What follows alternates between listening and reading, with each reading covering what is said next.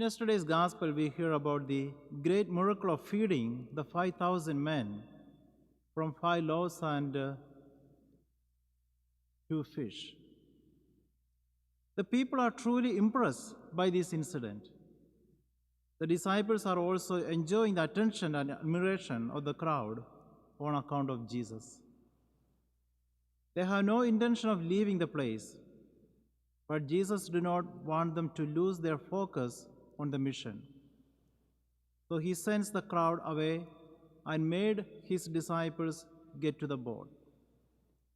The use of the word made implies that they did not go very willingly. Jesus himself goes to the mountains to pray alone and commune with his heavenly Father. He must have been affected also by the enthusiasm of the crowd.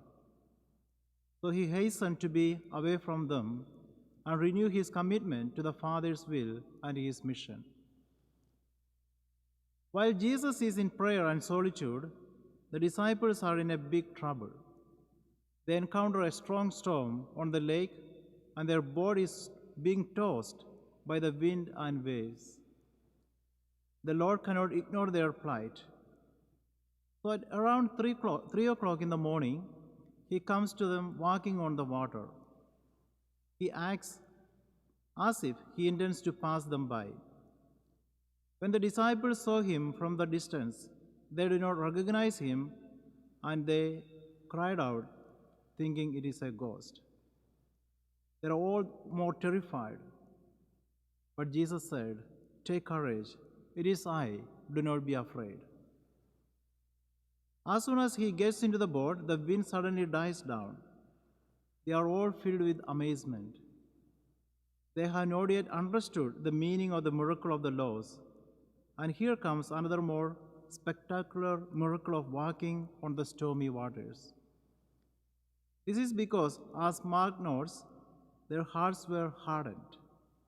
They only see the miracles but fail to see the deeper meaning of the events as tangible expressions of God's love and care for his people.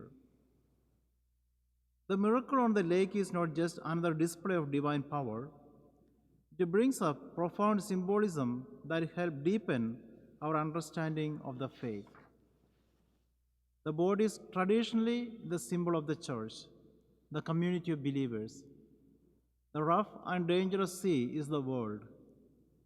There are times when the world is rough and hostile to the church, as in the case of persecutions and various attacks. But Jesus is present. It is I. Do not be afraid. Sometimes Jesus seems to be passing by, but he is never far away. We just need to call him, and he loses no time to be with us in our troubled boat. Just the knowledge and assurance of the presence of Jesus should cast out all fears and bring peace and calm in our hearts. As we begin the new year, let us be confident in the thought that we can weather any storm ahead of us because we know that Jesus never leaves us, nor will he never abandon us.